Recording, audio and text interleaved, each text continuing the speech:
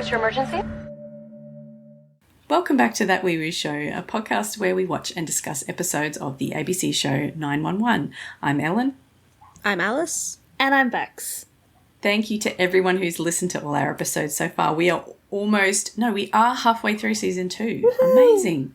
And thank you to everyone who's been sharing our social media posts and those who've replied to us on social media in the last couple of weeks. So we record like a week ahead. So we've had a few replies in response to the previous episode, not last week, but the week before. Like, this is so confusing for me. Okay, so it's the episode 8 that was replied to. So we have to say a big thank you to Brex, Lyra and Leah, who have all replied to us in various formats to help us out with finding out about the Celine Dion Sanders food platter that they ordered at the bar when they're having their boys' night.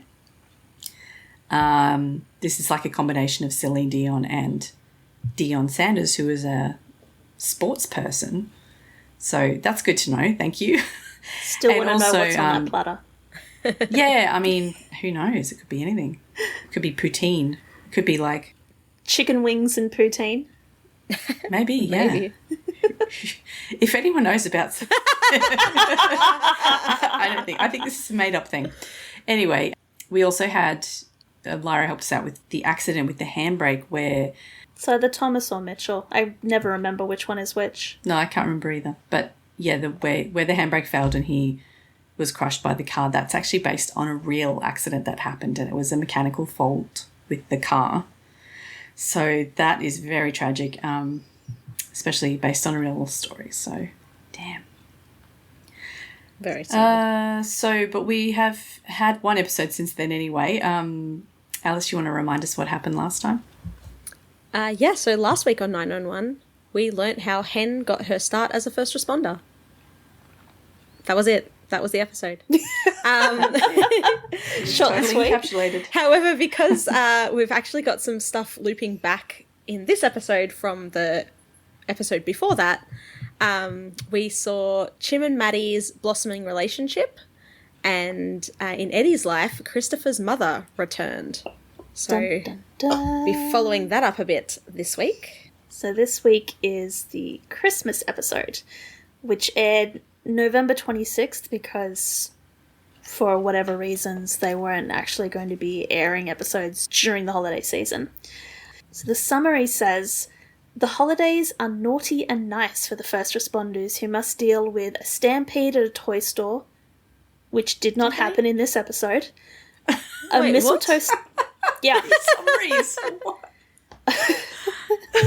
I guess we've had a storyline cut again, guys. We did get the mistletoe stunt go awry, and neighbours competing in a Christmas lights showdown. Meanwhile, Bobby contemplates his future with Athena. Chimney and Buck attempt to lift Maddie's spirits, and Eddie must decide if he wants to give his son what he really wants for Christmas, a visit with his mother. I really want to know what happened with the toy store. Yeah, right? What the hell? Yeah. I'm trying to... I feel like all these things, like, we get later. They do revisit a toy store at Christmas, but I would not especially call that a stampede. No, that's what I'm trying to... Yeah, interesting. There were so many... They had a lot else happening. They had so much happening. I'm not surprised that a storyline got cut in order to pay more attention to other things. But it's very interesting how often these summaries are wrong. They're keeping us on our toes. Okay. Speaking of staying on toes, let's discuss the triggers that are going to come up in this episode. We have car accident.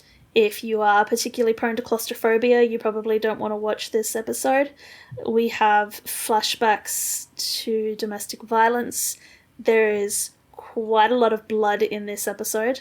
And if you, like Buck, tend to tear up at those returning veteran videos on YouTube, have your tissues handy because we're going to get that in this episode too. We sure are.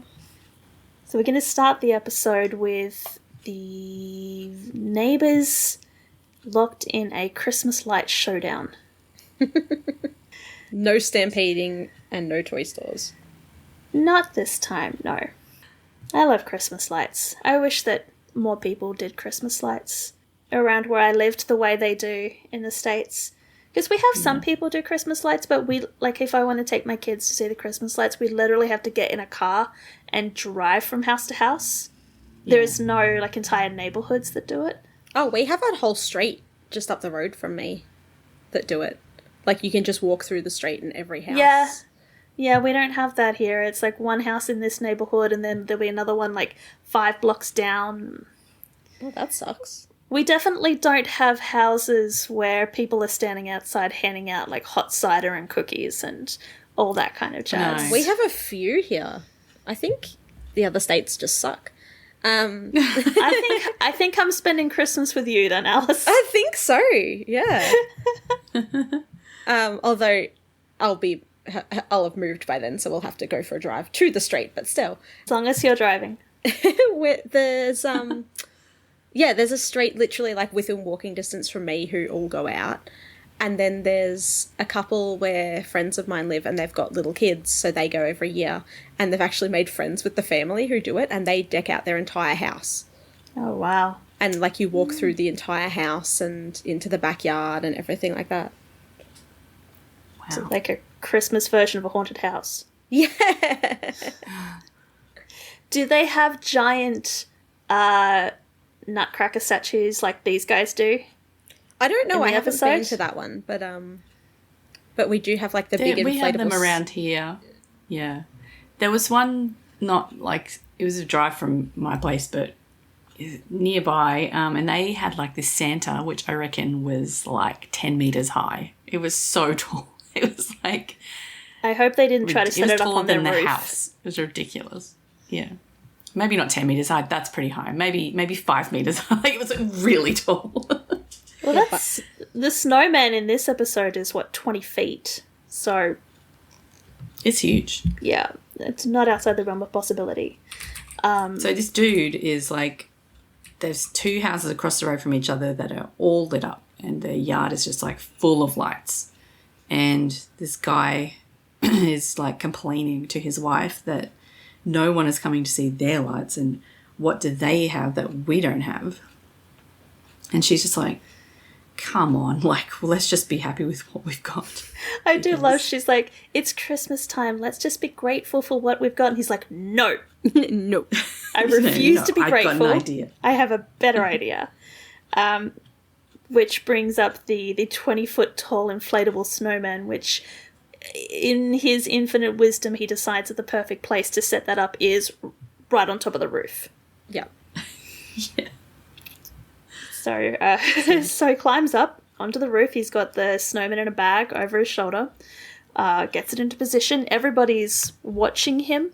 And so everybody sees the moment when he plugs the snowman in, which activates the inflation. And the inflation is instantaneous. The snowman just pops into existence. And it's so fast that this guy, John, cannot get out of the way in time, and it throws him off the roof. He goes rolling down and then slams into an inflatable nativity scene on the ground underneath. Mm-hmm. So then we go to the classic 911 call.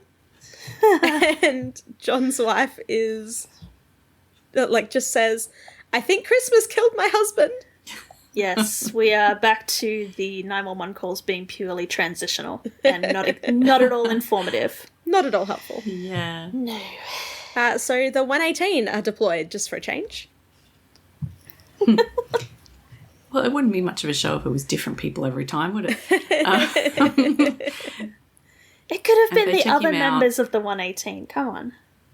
It's not about them.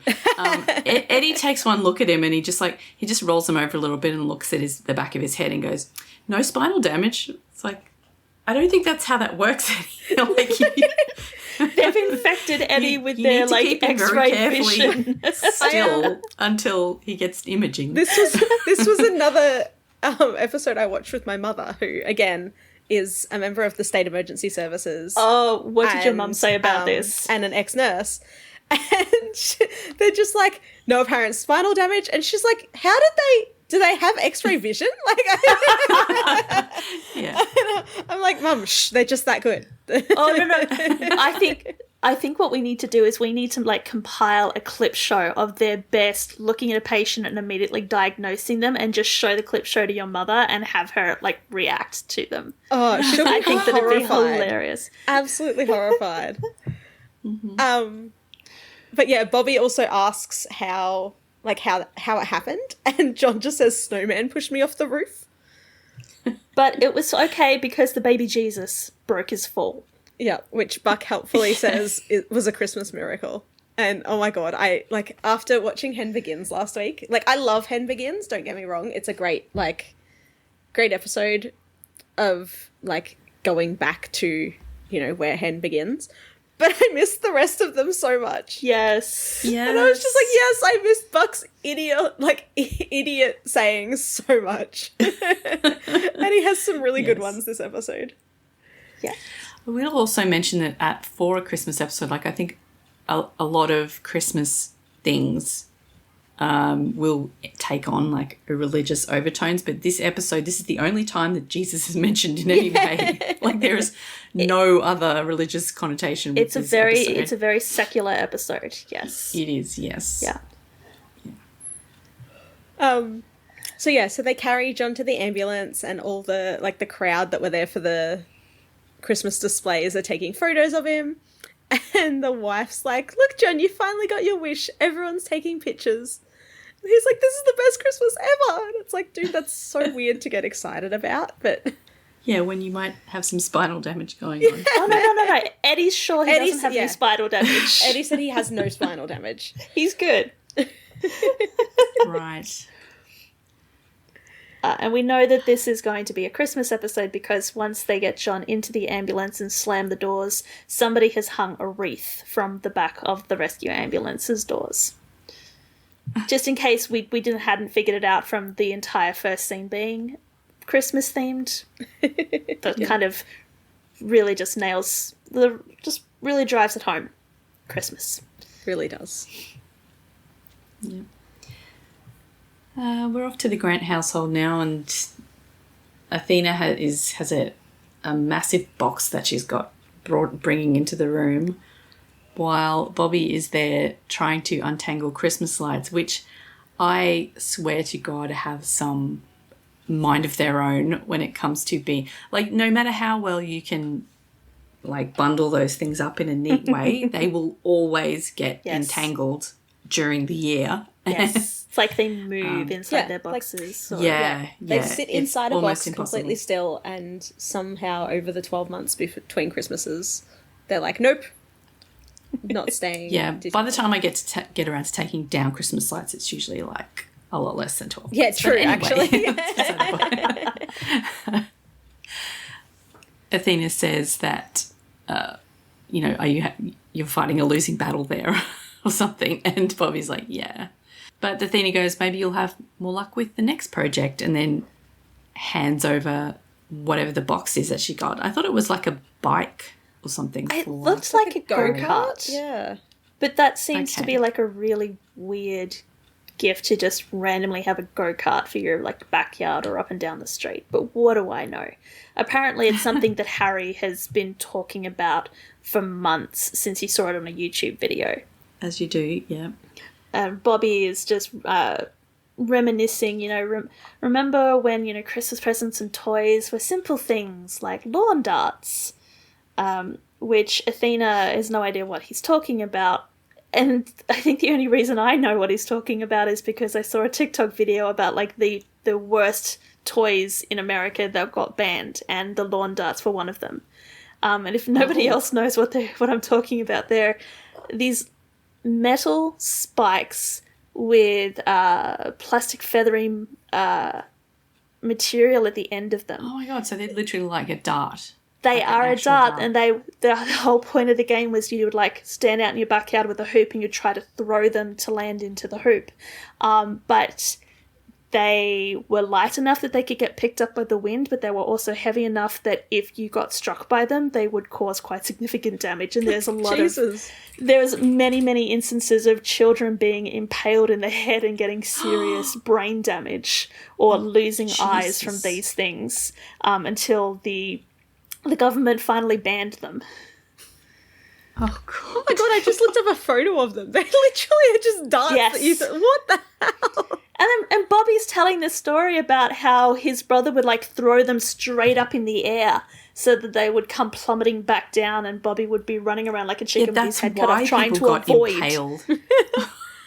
I'm just looking now. It looks like they've re-released lawn darts, but they've got like a blunt, like weighted end now. Surely that would still as Bobby would hurt. say, that's going to take all the fun out of them. Yeah, Apparently. Yeah.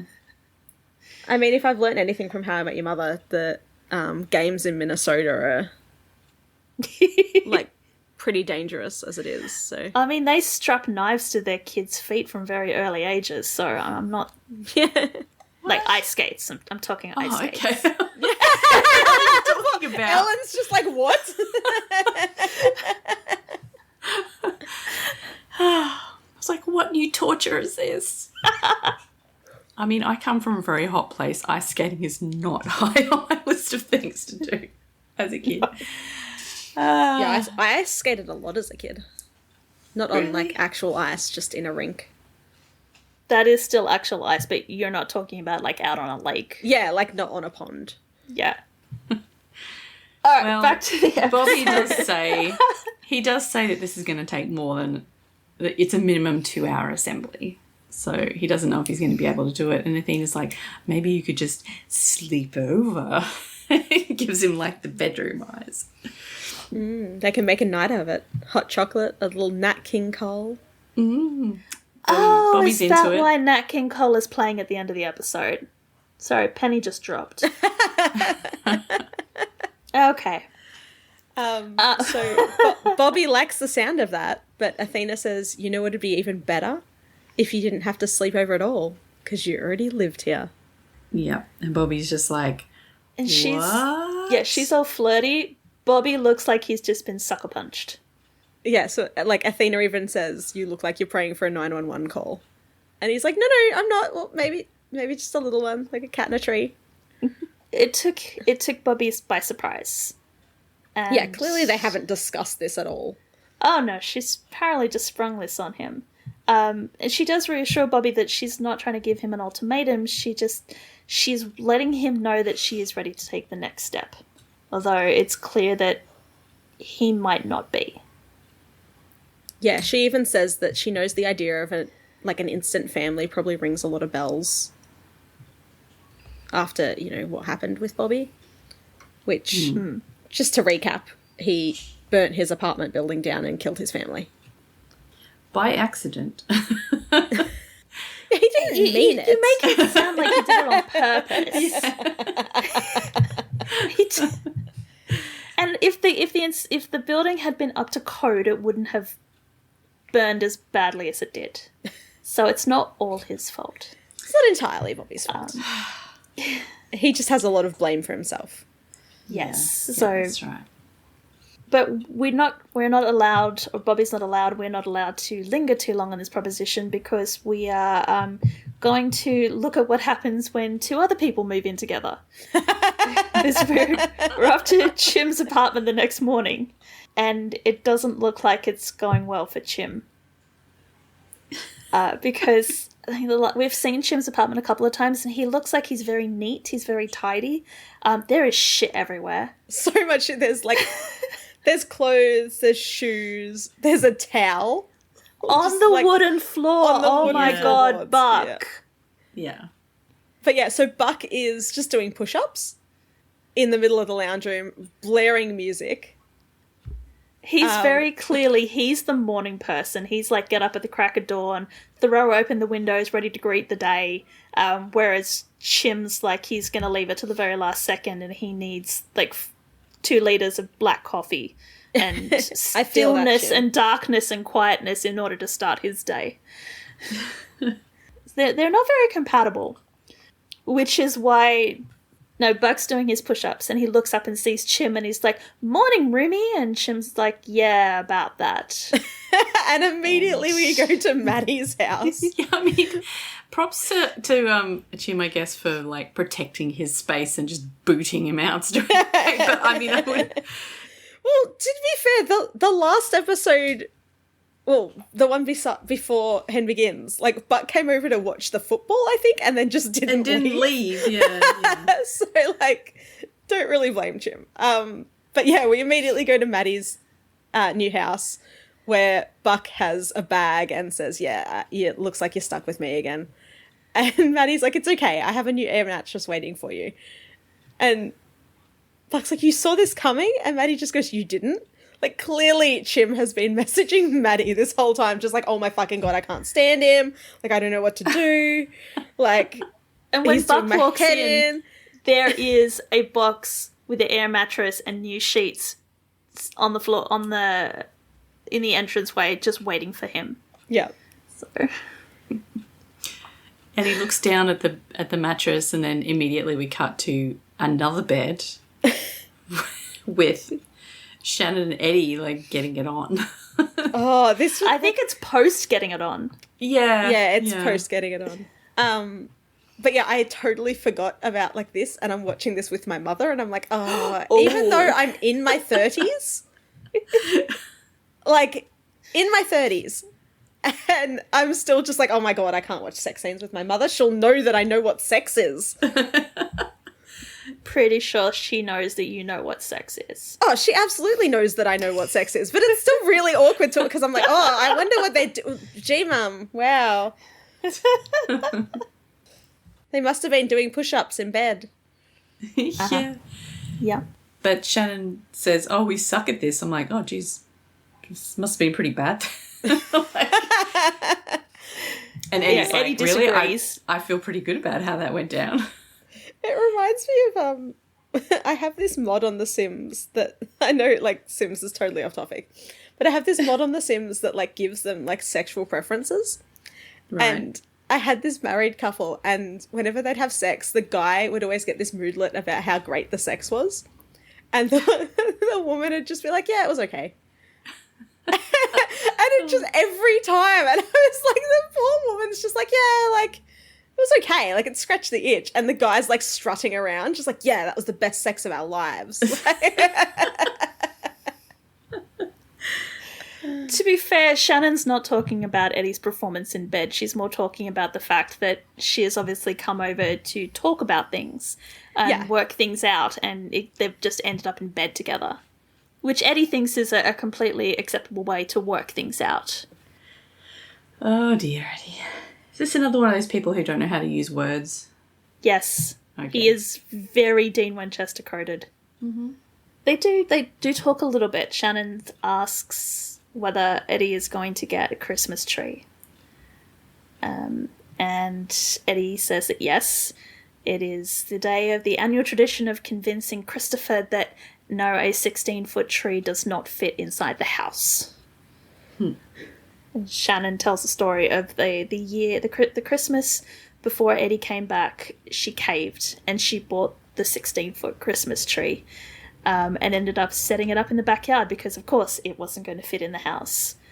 So they loaded it up with lights and ribbons, and she got sleeping bags out, and they just lay under the tree staring up the branches. Because it would have been Texas, so even though it's Christmas time, it probably wouldn't have been that cold, I'm guessing. Yeah.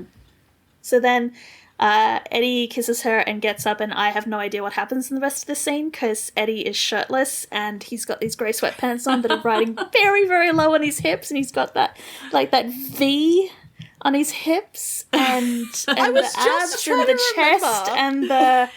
And the putting of the t-shirt on, and literally, I was like, "Why don't I remember the rest of this scene?" And then, as you just, I'm like, "Oh, that's right," because he's half naked. Yeah. And Okay, I'm like trying to perv with my mother next to me, and I'm like, "This is fine." Yeah. No, she's asking whether he took Chris to see Santa yet, and Eddie says, "You mean the creepy guy at the mall with the fake beard?" "No, we haven't been yet." And Shannon's like, "You haven't let that go because you got scared and threw up all over Santa? Just because you did that doesn't mean that he's going to do it." And Eddie was like, "That was very wrong of my abuela to tell you that story." And I wasn't scared. The old guy smelled bad and I had a stomach flu. And Shannon's just like, "Really? 2 years in a row you had a stomach flu?" Like, oh, this is so cute. I do love their chemistry. It's very clear that they've known each other for a long time and that they're very close. The way they banter backwards and forwards, it's very cute. Yeah. But no sooner do they start smooching again, but we hear people coming into the apartment and Chris calls out, "Daddy!" Yes, because Eddie's abuela has brought Christopher back early and Eddie goes to full panic stations. Yeah. And tells Shannon that he will distract them and she will sneak out the back. Yes, and it's very much giving idea. Like a 15-year-old being caught in their bedroom by their parents and trying to kick their boyfriend out the window so that their parents don't know. Mm-hmm. Except these two are married and they're grown adults. Yeah, they're married and that's their son. Yes! Yeah, so Shannon says, maybe this is the moment that we tell him, and Eddie's like, "Nope, not the moment, get out. Get out." Yeah. Christopher realizes that he's in the bedroom. He's like trying the door and shaking the door, and he's like, "Daddy, Dad, Daddy," very Stewie Griffin. Christopher eventually Eddie cracks the door open, which is like even more suspicious than just like calling through the door saying, "I'll be there in a minute." But sort of cracks the door open, peeks his head out, and then he's waving at Shannon behind his back like, "Go, go." What happens here and what happens like the rest of the episode, his grandmother totally thinks that he had Buck over.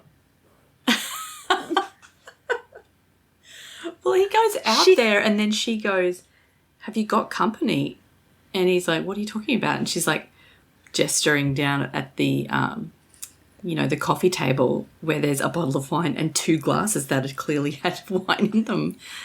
And he's just like, "Oh, I'm not the best housekeeper." It's like, dude, really? You've been busted. So your house is immaculate. I highly doubt that you would leave 2 glasses out like that. Yeah, he's so busted. Yeah. So yeah, his abuela's like, "Yep, cool. He had someone over," and then, yep. He tries to distract his abuela and Christopher by asking them like what they bought and asking about their shopping trip. And Shannon sort of peering around the door to watch them. And Eddie sees her and just like makes a face at her like, "Get the hell out of here." And she just has to sort of like slink back and head out the back without being noticed. Because she's not some girlfriend that like it's too soon to meet the son. Like, that's her son. Yes, but Eddie's got issues, and we already know that his abuela does not approve of Shannon. Yeah. Because she spilled all of it to Buck. So we're going to go to another medical emergency, which is the stupidest, absolutely illogical medical emergency. I'm not going to say to date, because that would require me to think about some of the other things. But I really don't think that the people who wrote this episode have ever been in a packing factory before, and they don't quite understand how it works, because I Googled, I thought, okay, this is ridiculous, but maybe it was one of those ripped from the headlines, maybe this really happened. Could not find anything. I think they just thought, hey, wouldn't it be funny if a guy fell into a box and got put onto a plane? And just did not stop to think the logic through. Yeah. Yeah. So that's what happens. Yeah, that's literally what happens. That's literally what happens. It is a packing factory, a distribution centre where there are boxes on a conveyor belt that these people are just dumping random items into. Yeah. Which I don't know where are the items coming from. They don't seem to be wrapped. They seem to be just being dumped into boxes. And then packing peanuts get put on top of them. They get labels slapped on them, sent out down a chute. there is a robot arm up on one of the other levels that is supposed to be pushing the boxes down the chute. It's jammed. I think one of the boxes is stuck. So, is his name Brandon? Our poor victim? Brandon, yes. Brandon goes up to check on the arm, pushes it out of the way so he can get the box moving. Meanwhile, on the conveyor belt on the level below him, even though every other box has been a normal-sized delivery box, suddenly a human-sized box shows up. And when Brandon gets the obstruction free, the robot arm swings back into the place, and it must swing with so much force, for since it's such a tiny little arm, I don't understand this, that it literally throws Brandon off the conveyor belt into the box, which is coincidentally directly underneath him at the time that he fell. At some point he hit his head, I don't know how, no, I don't even know because he lands on a giant teddy bear, so that would have broken his fall. Unless the robot arm thing hit him on his way down. I don't know. But anyway, but he gets packing peanuts dumped on top of him. He gets taped up, a label slapped on him, and off he goes to destinations unknown. Although he thinks it's Milwaukee. Like something out of a cartoon. It really is. But then we get a 911 call, which Maddie answers, and it's Brandon, and he says, "I think I'm being shipped to Milwaukee." Yes. He's trapped inside a Christmas present. Yeah, and Maddie's just like, You're what now? And then he thinks he's on the way to the airport, and so she's, trying to... Josh is listening in, and he asks if he can kick or punch his way out of the box. That was my first thought too. I'm like, can't you? It's just a cardboard box. Can't you just, get out of it? Yeah. Like, how well is it taped up that you can't actually punch your way out? Apparently pretty well, because we do see the box a little bit later from the outside, and it's been shrink wrapped. That's right, yeah. So, which means he can't also breathe. He's not getting any air. Yes.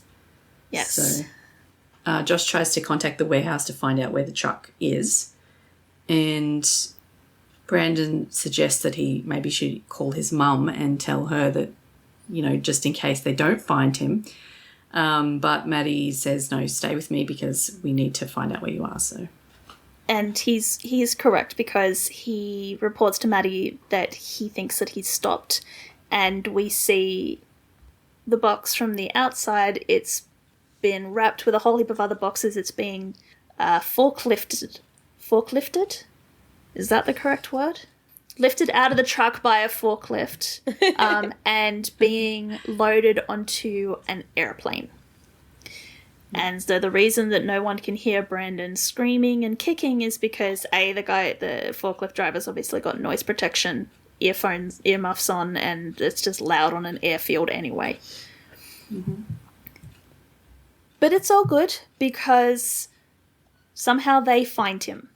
They managed to work out which airport he went to, they managed to work out which plane he was on, and they got that plane to land at SoCal Airport so that they can rescue Brandon.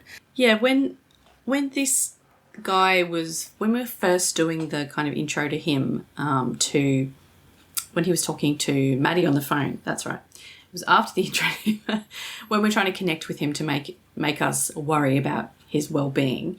And he was saying that he... I care not for his well-being. No, I don't. It wasn't enough to make me actually give a shit about this guy. But he did say that she was saying, oh, we're going to get you home for Christmas. And he's like, oh, that's unlikely. My home is in Seattle or whatever he says. Yeah. And then I was fully expecting this plane to actually take him to Seattle. Like, that was I would the not logical have put it conclusion past, of this story to me. I would not have put it past him. Unfortunately, I don't think he doesn't would have make survived. it out of LA. Because as the 118 are racing to SoCal Airport to get this guy, Bobby says, no, Buck asks, how long was he in the air? And Eddie says that they were flying for 18 minutes. That was almost long enough to reach altitude, and the cargo hold where Brandon and his boxes are not pressurized. So, yeah. I mean, they eventually find him. He's unconscious. He definitely would have been dead by the time the plane got to Seattle. So I have thoughts about this, though, because when we transport dogs, which we do, like, semi-regularly, they're just put in with luggage. And so...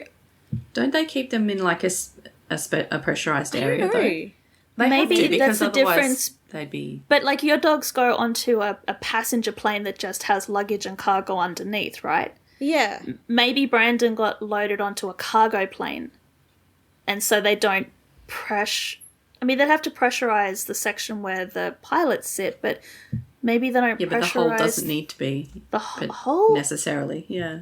Maybe. Because, like, I've seen the dogs get loaded on, and they literally just get loaded on with the luggage. Yeah, but then you've got to... I mean... Oh, no. But I think he... Oh, damn it. Yeah, because, like, how... Have you ever seen that episode of How I Met Your Mother with the glass breaking? Yeah. where somebody's... I've seen every episode of How I Met Your Mother. Okay, continue. Ellen, have you ever seen the episode of No, How I I Met Your Mother? haven't. So you can explain it the to whole me. conceit is that somebody has an annoying habit and you just never notice it until somebody points it out to you. And then Right. all of a sudden, it's like the glass is broken and you just cannot unsee or unhear that habit. Yeah. This is the situation. I was perfectly okay with, oh yeah, that's fine. He's in the cargo hold, and now it's like, nope, this doesn't make sense at all. I mean, it never made sense to start with, and now the entire thing is nonsensical. It made sense that he passed out because he was shrink wrapped, right? Yeah, Yeah, maybe. It was a big box, though. Like, it would have taken a while for him to use up all that air. Yes. Oh damn it! All right, let's just keep Hang going. on, I have to Google now. Well, we'll keep going. You join us at the end with the results of your search, okay? Because, like, the dogs don't freeze. But then you'd go, this guy's in a box with a giant teddy bear and packing peanuts. Yeah. Yeah. Oh, good lord. Anyway, they Glass- find him. The way They they do find him is because his phone starts ringing, and Yes. they pull out a stethoscope and listen to the presents. No. until They he finds the listen to one. They listen to one large to present. one large box. Okay, yeah, and no, go, so- it's that one. So, cargo planes, She's even found it commercial already. cargo planes, are pressurized. Oh, good Because lo- the temperature of the cargo is controlled, because otherwise, like, yeah, the things that can get makes damaged. sense. That makes sense. So just nobody put the tiniest bit of research. We need fanfic writers in the writers' room, because fanfic writers will research everything to the nth degree because they are terrified of that "well, actually" comment. Okay, so Brandon, when they pull him out, he's not breathing. And he's very cold, For some so reason. he gets He's cold. the sexy space blanket on him. Chim starts doing compressions because apparently he doesn't have a pulse either. Yeah, and then he gets Buck to switch doing compressions because Chim needs to be free to move around in order to do the next part of the scene. So we go from sort of semi-normal compressions to Buck's thrasher technique, which apparently is what Brandon needed because that brings him back. Did we mention that they found him because the phone was ringing? Yeah. Okay. we Yeah. Yeah, Sorry, because my dog was climbing up a wall at the time. But then Brandon comes back and Eddie's checking him out. The phone rings again and Chimney goes looking for it and finds it in the pile of packing peanuts. And he mentions to Brandon that somebody really wants to talk to him. And Brandon said, "She told me not to answer." And apparently Maddie instructed him that she was just going to keep ringing the phone and hopefully the sound of the ring would guide the 118 to him. Yeah. That's So when it rings a pretty again- good idea. Yeah, when it rings again, Chimney answers it by saying, "Maddie." And when she's like, "Oh, Chim," and he's like, "Oh, fancy meeting you here." We've got Santa Claus is coming to town, Oh yes. and the 118 are hosting their annual toy drive. And Buck is just like, kids, I am in my element. He's so excited. There are kids everywhere. He's got a Santa hat on. They are accepting donations of toys for the toy drive. The kids are getting to climb supervised over the trucks, chimneys, handing out cider, I guess, hot cider. Yeah, I don't know. Is hot cider non-alcoholic? Because I don't see them handing out like mulled wine.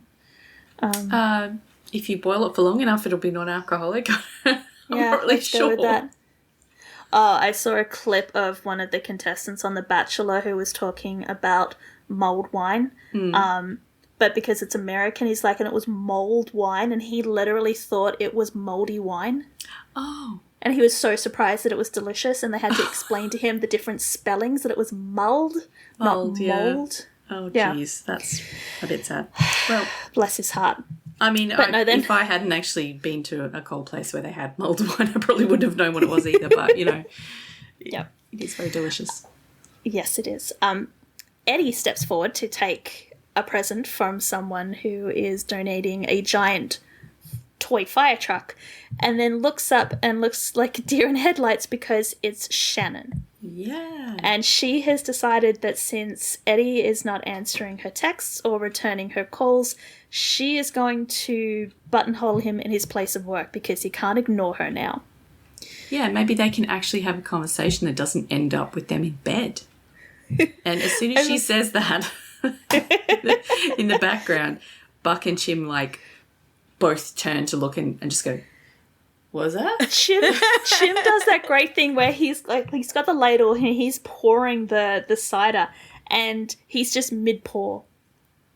Just freezes. Yeah. I can imagine if he'd actually had a jug of something, the cup would be overflowing because he is not paying any attention to what is happening. He'd be pouring next to the cup. Yeah. There's a soap opera going on, it's almost like a telenovela going on in front of him, and he is far more invested in what's going on there. So Eddie takes Shannon to the locker room, which, if you've not seen the show before, sounds like a really good idea. Yes, let's take her somewhere private, except the locker room is a fucking fishbowl. Yeah. Edmundo, everyone can see you. I'm really hoping that the glass is soundproof so that everyone might be able to see them, but they still can't hear them. But Eddie, honey, baby, that was not a smart move. At least take her into the depths of the locker room where no one can see her, because I was really surprised that we didn't end this scene with Chim and Buck just pressed against the glass. Oh, Chim would be there with, like, the stethoscope. Yeah. But the conversation they have is quite serious. Yeah, despite they do. all of my talk about it. He says that he can't do this here at work. And she's like, well, when are we gonna have this conversation? Because it's been almost 2 months, and are you ever gonna let me see him? Yeah, so we've had quite a big, time jump. Yeah, 2 months, yeah. Well, flashbacks take a long time. Apparently, yeah. It really affects the flow of time in this. Hen was thinking real hard about her start at the 118. So Eddie says he didn't want to confuse Chris, and not until I was sure, whatever that means. Yeah, and Shannon's like, of me? Because you seemed pretty sure when we started having sex again. But Eddie asks if that's how she sees it, like, as a transaction. So, like, Shannon sleeps with Eddie, so Eddie lets her see Christopher. Yeah, and she's like, no. I thought this was a reconciliation. I thought we were going to, come back into each other's lives kind of thing. And he's like, no, I didn't know what else to do. And then he's like, okay, no shouting. I didn't know what else to do. And I'm not keeping you from him like some kind of punishment. It ends with Shannon pretty much begging Eddie, when are you going to be able to forgive me? And Eddie says that I can forgive you, I'm just not sure that I can trust you. And then he exits stage left, leaving Shannon, who then has to walk out of the firehouse past everybody. I know, right? Real walk of shame. Real walk of shame. So that's a bit of an emotional scene, and we're going to continue with the emotional scenes because we're going back to the Grant household, where Athena and Michael are wrapping presents for the kids, and they're going to have a bit of a heart-to-heart about Athena's reaction to Bobby's reaction to her asking him to move in. I love that this makes these a two lot are more like sense now because my Disney isn't working at the moment. I had to watch through other memes, and the stream I was watching didn't have subtitles. Like you couldn't put subtitles on, and so I couldn't hear it all that well. And I'm like watching this speak, going, "Why is she just telling Michael that she asked him to move in?" Like it just seemed really a weird kind of thing to bring up randomly. But yeah, it makes, like, seeing the whole conversation in writing makes a lot more sense. Okay. I was like, wow, this is very forward of you, Athena. Just like, oh, by the way. I mean, you know how you said that he could come in the house? Well, I just invited him to stay. we've had scenes where carriages have just randomly brought up like topics of conversation that they want to talk about. I'm thinking of Michael just sitting at the picnic table going, I really just suddenly bursts out talking about Bobby and about how he feels inferior to Bobby. So it would not have surprised me if Athena's just sitting there and randomly goes, I asked Bobby to move in and he said no, or he freaked out. But no, there was an actual scene leading up to this. Yeah. But I do enjoy that these two are now friends and that they can quite easily discuss their romantic partners with each other. Yeah. It's very healthy. Amicable. Yeah. Yes. Yeah, so Michael does ask, like, if she needs help with Christmas dinner. And Athena does seem a bit distracted, but she's like, oh, no. And Michael says, is Bobby working that day? She's like, oh, I don't know. I did a thing the other night. Maybe it was stupid or foolish. And then Michael's like, okay, what happened? Like, lay it down. What happened? Yeah. She's like, I asked Bobby to move in. And then the face that Michael makes looks almost like the face that Bobby made. Because he kind of goes, well, oh, move in here? How did he take it? And Athena's just like, pretty much how you're taking it right now. Yeah. But, yeah, Michael knows that, they love each other and they're moving forward. And Athena says things have been going so well lately and when he's here, I'm joyful. When he's not, I'm lonely. Blah, blah. She goes on. But Michael does tell her that maybe he just needs a bit of time to figure it out. But if this is meant to be, he'll find his way home. Yeah, he says home isn't a place, it's people. That's a really sweet sentiment, isn't it? They do give Michael some good lines. Yeah. So while Michael is counselling Athena, Hen is counselling Bobby. Because their shift is over, and apparently when their shift is over, nobody else works at the 118. Like, they just completely shut down the firehouse because it's literally black except for the locker room. That's right, yeah. I would have thought that firehouses would be like 24 hours, that there would always be someone in there, like the B shift or the C shift, but maybe because it's Christmas, I don't know. But she's getting ready to leave. She's literally walking out and sort of throws a have a good night cap over her shoulder, except she sees that Bobby's just sort of sitting in the locker room and doesn't look like he's going anywhere. Is this the only time we see Hen this episode? Yeah. She would have been... Was she's in the pack, like the box scene? Nope, she's not in the box scene. Oh, she's busy reminiscing. She shows up at the end with Karen. Oh, she does, yeah. And she's there at she's very briefly there at the bus accident.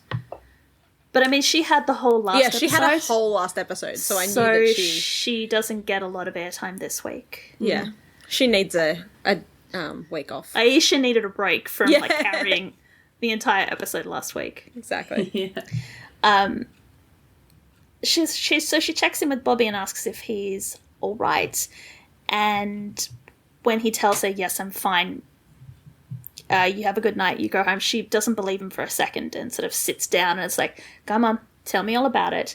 And he confesses that he doesn't know where to go. Normally he would finish his shift, he'd check in with Athena, and pretty much he would go to Athena's house. But he feels like since she asked him to move in, if he just shows up, that's going to be, and she's going to want an answer to that question. Mm-hmm. And if he doesn't show up, then that is an answer. And he doesn't know what to do. Yeah, he's sort of in this weird limbo. Schrodinger's moving in. Yes. Yeah, Hen says they deserve to be happy. And she's like, if you don't see a future with her, then you can't pretend that you do. You just have to tell her the truth. And he says, the truth is that I panicked.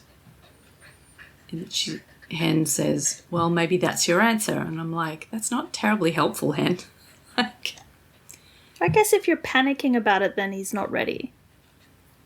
Like, if he was ready, he would not be panicking. Yeah, but that's not the decision that's not the message that he takes from this. Maybe he decided in the end that the panic wasn't Nobody necessary. in this show ever gets the correct message, though. Somebody always sits them down, gives them the heart-to-heart. It goes through their internal trends. I'm mostly thinking about Buck here, but apparently Bobby does the same. Yeah. The message goes through and then genetic. comes out. Yeah. I think this is more a nature versus nurture argument, though. Yeah. Speaking of Buck,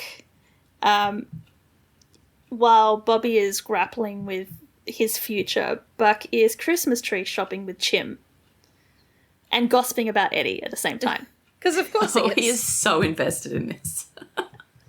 So obviously either Eddie has spilled his guts or these two tracked him down after Shannon left and forced him to spill his guts. Yeah, because they don't know who she is. They had to find out from him one way or another. Yes. Although I wonder whether it was both of them or whether it was just Buck. I think it was just Buck. Because Buck is like saying, like, Eddie is sleeping with her, but he's lying about it. It's like he's having an affair with his own wife. You don't think that's weird. Yeah, and Chim's like, it's none of our business. Like, he's not nearly quite so interested in it. But he might be interested in it, but he's like, I don't need to know. He's preoccupied. Yeah. He wants to buy a apology Christmas tree for Maddie to apologise for kicking her brother out of his house and back onto her couch. And Buck's response is just like, it's an air mattress, not a couch, but it's fine. If anything, I'm the one who should be holding a grudge. You should be buying me a Christmas tree. Yeah, and you should be hurrying up about it.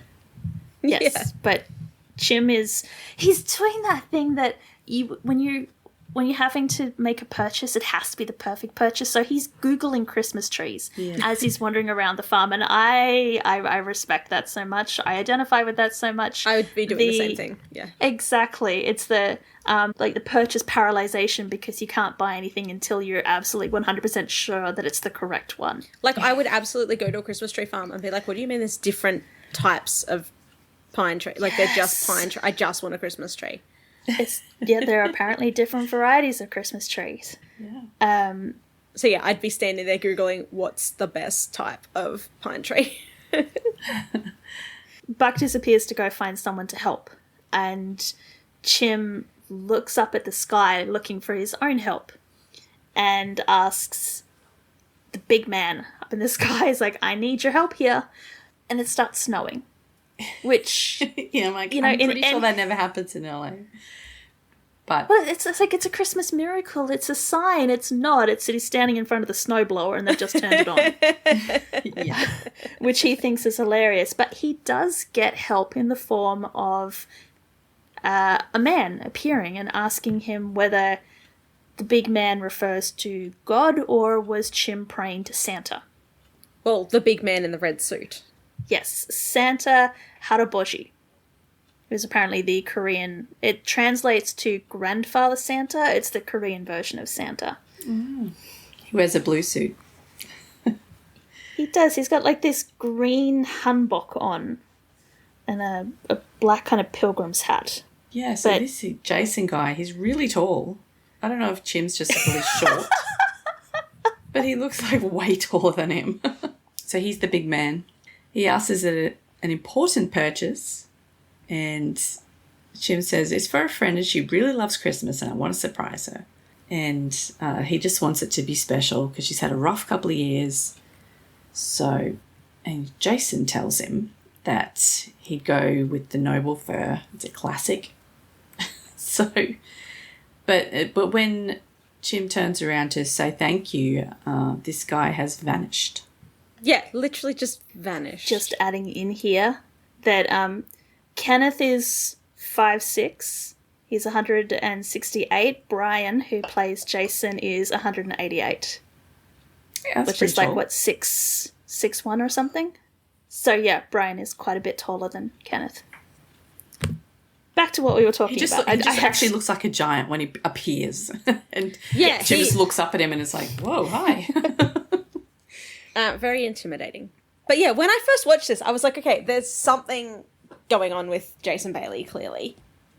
So you got this spoiled for you, didn't you, Ellen? I did, yeah. I thought, oh, this guy's helping him out. That's nice. And then, yeah, I got spoiled for it. Yeah, that sucks. Because like the twist. But yeah, I was like, is Chim having like visions? Like, because, like, yeah. This guy like appears and then just vanishes. Yeah, I'm like, is this ghosts now? Like, do we need some salt? Like, what is going on here? It's a Christmas spirit, the Christmas miracle that Chim needs. The ghost of Christmas present. No, it's the ghost of Christmas past. Yeah. Yeah. Anyway, yeah, so Chim gets the noble fur and they go back to Maddie's apartment with a giant tree, and Maddie kind of flips out a little bit. Yeah, she is not at all happy to see the Christmas tree. It's the Chimney immediately picks up that she's not happy, and where he's asking her, is this okay? And Maddie's like, no, I love that you did this. Not that she loves the tree. She loves that he was thinking of her, and like red flags are going up. This is not something that she wants. And bless Chim, he's on board with this. He's like, right, Roger, you didn't want this. That's okay. And Maddie's trying to explain, going, she's making excuses, trying to cover herself. Yeah.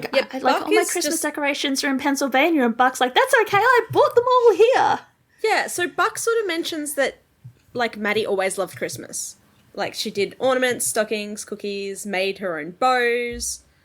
And Maddie's like, oh, I'm just not really feeling it this year. And Buck's like, no, that's not okay. Like, this is what you've always done. Yeah, he pushes it a little too far. Chimney just takes his tree and exits.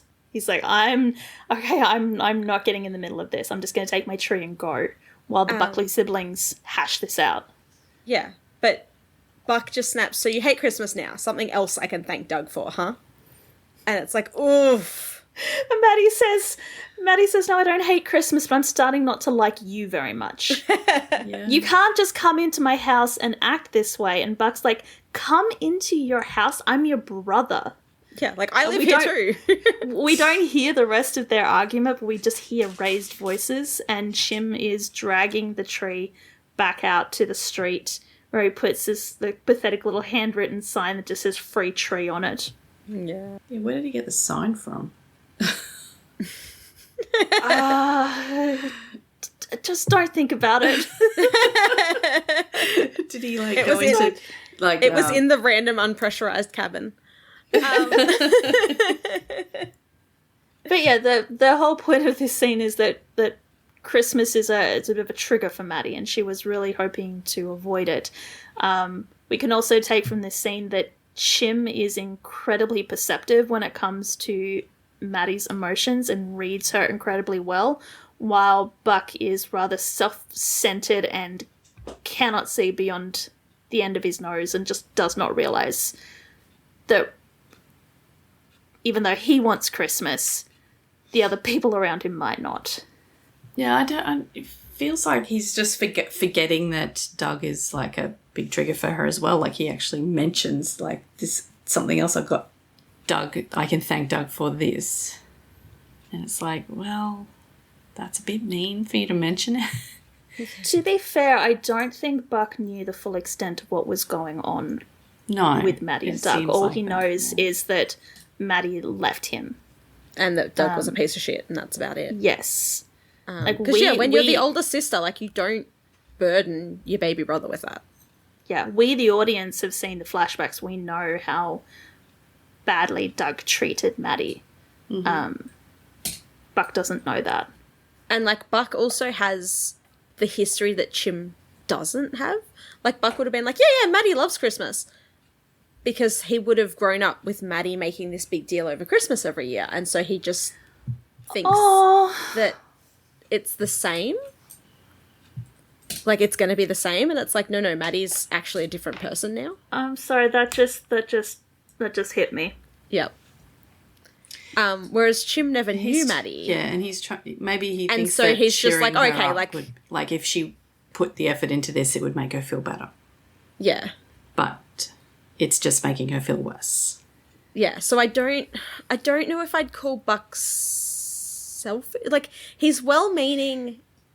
I don't think it's selfish coming from a bad place, but he's very. But it's. I think it sometimes it comes off as charming. Sometimes it works, but he's very much, this is what I want, and he can't see, especially in this situation, that that's not going to work for everybody else.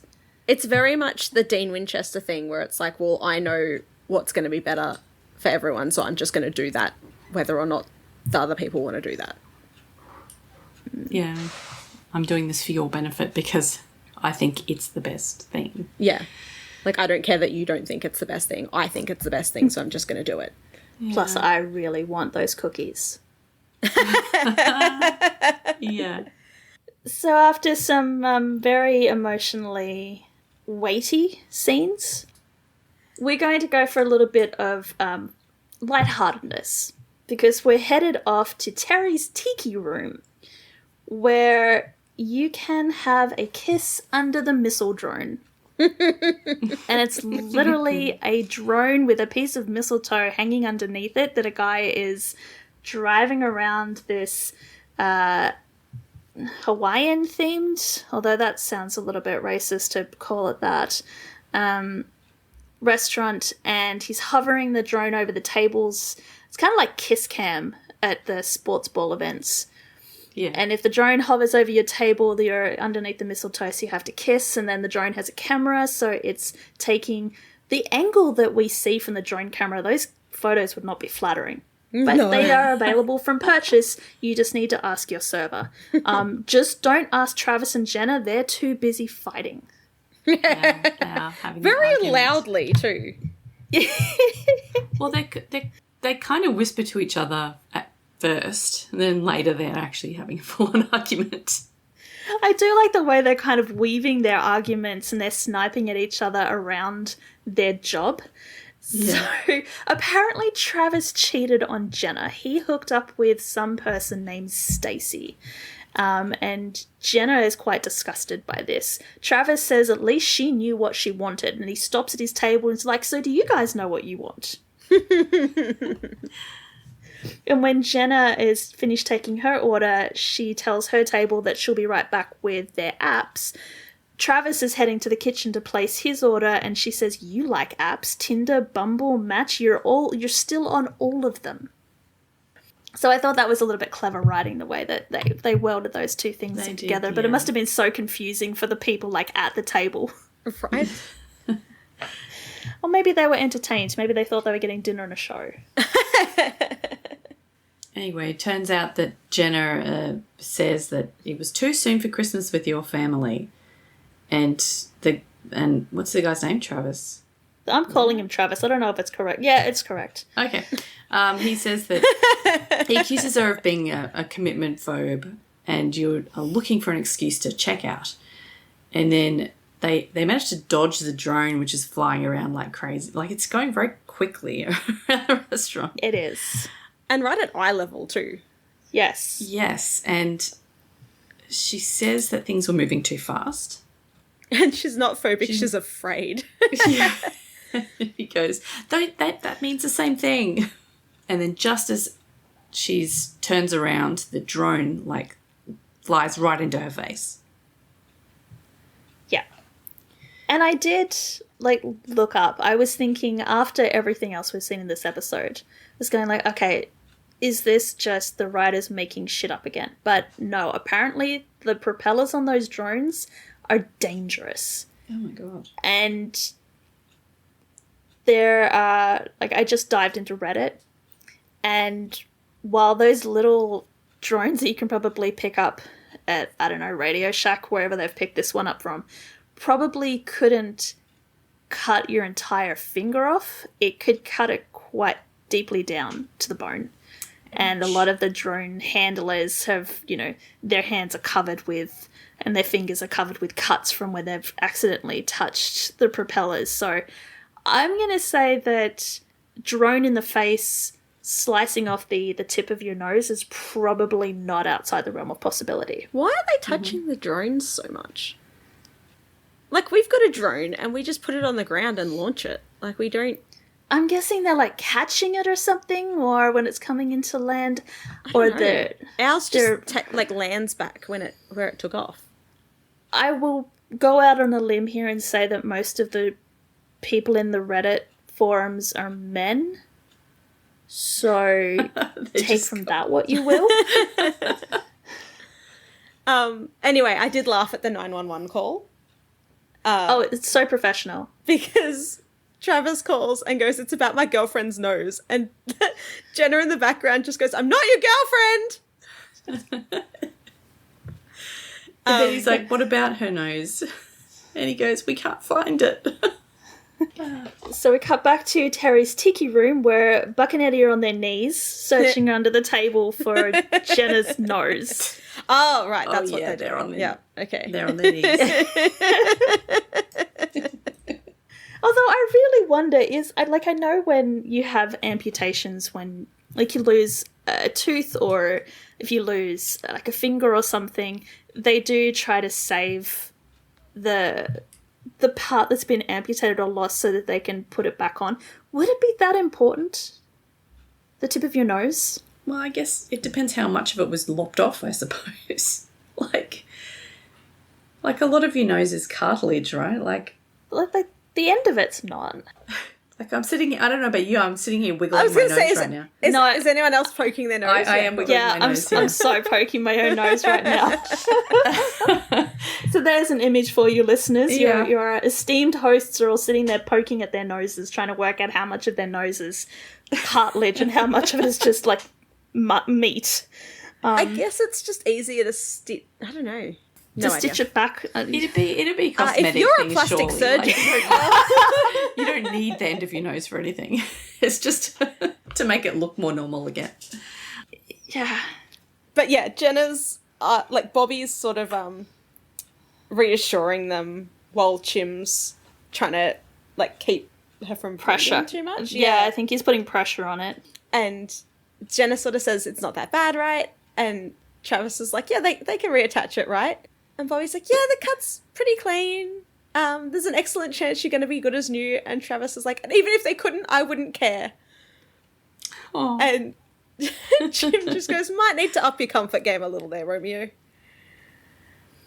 So even though these two are surrounded by first responders, they decide they're going to have a deep and meaningful conversation. They're still bickering, yeah. I guess that's kind of payback for the 118. Normally they're the ones discussing their personal lives over their patients. This time right? It's the other way around, except the conversation that Jenna and Travis have kind of strikes a nerve with Bobby and Athena, who has suddenly shown up for... I don't know what reason. But she's just, boom, and she's appeared behind Bobby's shoulder. And she's what's listening. that? There's storylines happening?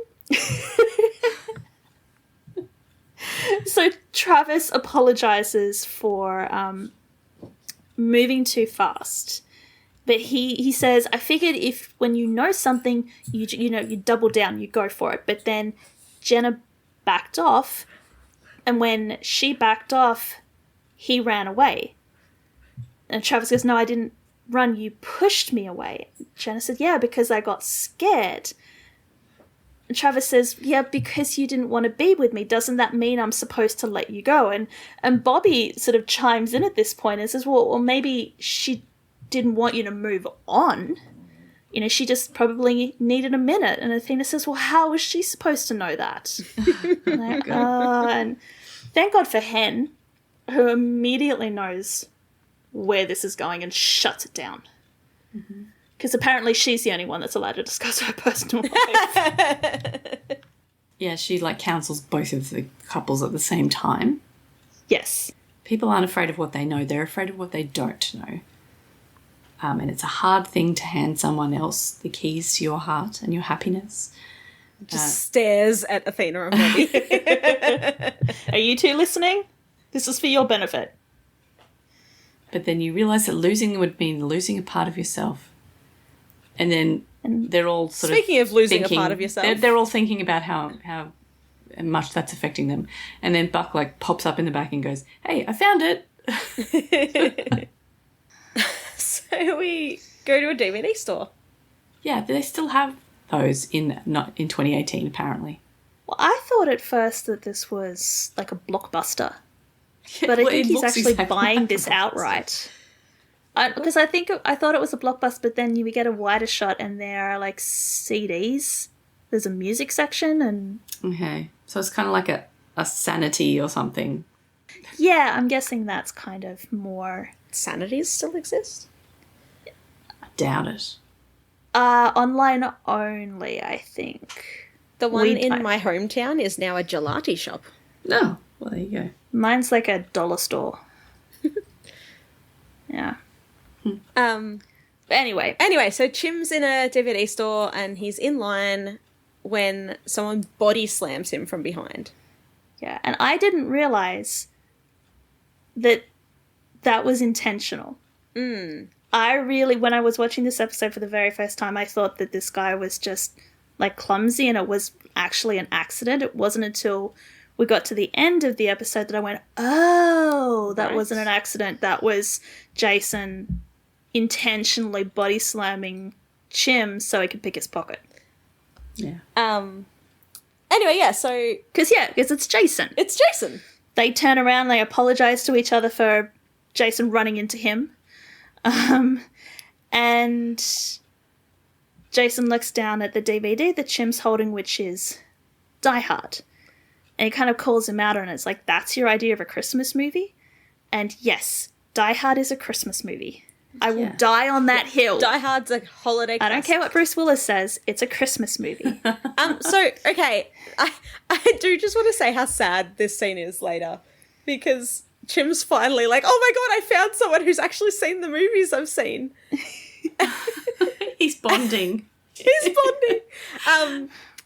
Anyway, so they start talking about Die Hard, and in retrospect, this scene is creepy as fuck. Yeah. The movie, because it's about a guy trying to keep his marriage together. Yeah. With He's terrorists. like, I guess I always saw it as a guy trying to keep his marriage together with terrorists. And I was watching, like, with Mum, couldn't say anything because she hasn't seen it. And I'm just Yeah. like, oh, shit. Yeah. Like, he even says, I'm just trying to find a gift for my special someone. And I'm just like, oh, And- shit. And when Chim says that he thinks he's screwed things up, talking about the fiasco with the Christmas tree, Jason says, your boy McLean screwed things up with Holly, right? More than once, but he won her back in the end, didn't he? And yeah, now I'm seeing the suspicious overtones and oh, Right? wow. Yeah. Yeah. Yeah, I'm like, oh, shit. But when Chim gets to the front of the line and goes to buy the DVD, his wallet's gone. He does that thing where he like pats all his pockets and he's just spinning around to look to see if it's on the floor. Jason is still sort of lurking and watching this and sort of steps up and pays for Chim's DVD and Yeah, even probably with gives him Chim's extra money. Do you think that actually was Chim's money or did he use his own money? No, I guarantee you it was Chim's money. It was Chim's money? Yeah, I reckon it was Chim's money. Did he have time to get into Chim's wallet and get it out without Chim noticing? She was like, oh, wow, we have the same wallet. And Jason's like, wow, yeah, that's so weird. We both know Die Hard. We both have the same wallet. We both want to sleep with Maddie. But yeah, so he pays for the DVD. He offers Chim money to get out of the parking garage, and Chim says, you know, I will come back to the Christmas tree lot and I will pay you back. It's kind of a miracle that I ran into you. And then Jason does the worst Or Alan horrible. Rickman Just impersonation. It took me until kind of the end of the sentence until I realized what the fuck he was trying to do. But he was trying to be Alan Rickman and says, it's Christmas, it's the time of miracles, which is a line from Die Hard. That the bad guy says. So yeah, poor Chim is like, yes, Buck has his bromance with Eddie. I'm finally getting a bromance with someone who's seen Die Hard. This is the best Christmas ever. Poor Chim. All right, let's go. Let's leave the creepiness Speaking of behind. bromances, We get to the best scene of the episode. and it is the scene. This one lives rent free in my brain because just I don't understand it, but I love it so much. It's And when I say I don't understand it, it's just the why of it. Yeah. So anyway, like so my it's- notes for this episode, the first time I saw this episode, I was like, okay, so Chim's trying to deal with Christmas, and meanwhile, Eddie and Buck are taking their son to see Santa. Yes, because they are in some kind of outdoor plaza where there's like a Santa's grotto set up. They're sitting on the side of a fountain because Christopher is a big kid now. He doesn't need his father going with him to see Santa. I think there are also privacy issues. He didn't want his father overhearing his wish. Yeah, this is private. And there's possibly also that Christopher has come to understand that Eddie is terrified of Santa and he was sparing his father's feelings. No, Dad, it's fine. You just wait over there with your boyfriend and I will go and do this by Wait, myself. like a support person. Yes, I love that. I love that you pointed out that this is possibly Buck being Eddie's support person. Yeah, like most army vets have a support dog. No, Eddie has a support Buck. Well, we is the golden keep joking. retriever. So, Yeah. Their conversation is kind of adorable. They go back and forth where Eddie sort of says to Buck, "You're not going to say anything," and Buck's like, "No. What's there to talk about?" And he's like, "You know what I'm talking about." And Buck says, "I figured it was none of my business."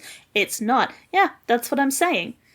But Eddie has this intense need to talk about it. So even though Buck's like, "We don't need to talk about it," Eddie's like, "No, please let me talk about it. I want to talk about it with you." It's the best scene ever because normally Buck's the one that does not shut up. Like, Buck, even when Buck met Eddie and was just like, "I hate this guy," he did not stop talking his ear off. He's like, "I have a problem with you. That's who I have a problem with."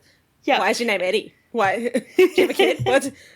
Can I baby trap you? Like every sentence out of Eddie's mouth is just like a 1 or 2 word response.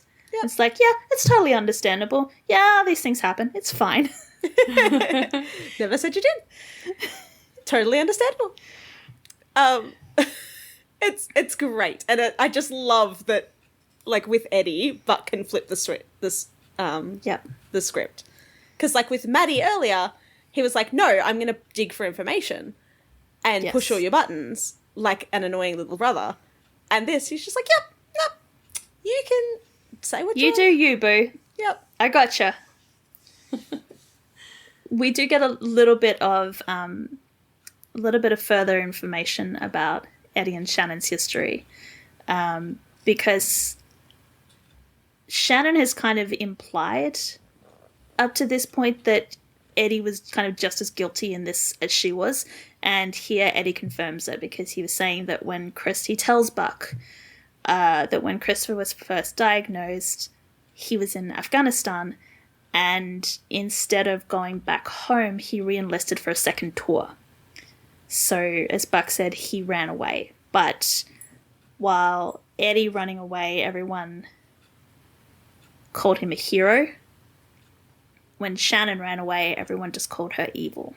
And Buck's actually really mature here. Buck's like, so now she wants back in his life. So why don't you let her? Because it seems like she's already back in yours. But Eddie says that's what's got him confused. He doesn't know if he'd be doing it for Christopher or for him. And Buck very knowingly says, sex complicates everything. At this point, Christopher is coming back. Buck's the first one that notices. So they get up and they go down to the bottom of the ramp where Christopher is being guided down by, she's like, Santa's little helper, kind of an elf creature. who's providing assistance. And so Eddie sort of scoops Christopher up, asks him how it went, asks him what he wishes for, and they sort of head off, and Buck kind of watches them go. But before he can walk away, the Santa's little elf helper says, you two have an adorable son. And Buck looks confused for like 0.2 of a second and then just says, thank you, and bounces away. And I'm like, ah! Look, I've said this before, and I'm going to keep saying it. I'm sure that the intention was, it's going to be too complicated to explain it. I'm going to embarrass her if I try and correct her, so I'm just going to be polite and I'm going to roll with it. But the Oliver Stark acting choices, that is not how it comes across. He 100% accepts that. And see, this is the other thing that makes me feral about this scene. So these two are sitting there On a fountain. talking about Eddie's sex life with his wife. But to everybody else who's looking at them, they immediately clock them as a queer couple. Yep. As married, as Yep. having a kid. Yep. Well, they And are are sitting completely- very close together with their knees touching. Yep. Yes! They're The like, body language. Buck is it's all so- turned into Eddie. And like, okay, so we didn't actually mention, but like, why is Buck there? Once again.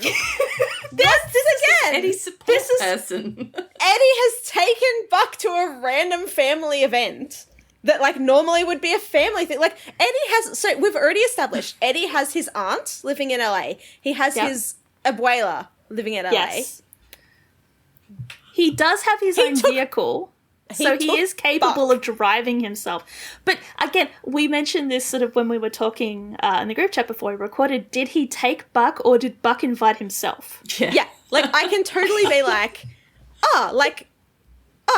what's happening this weekend? Yeah, I'm taking Christopher to see Santa. Oh my god, what time should I be there? Do you want a lift? Like, and Eddie's like, yeah, okay, yeah, sure.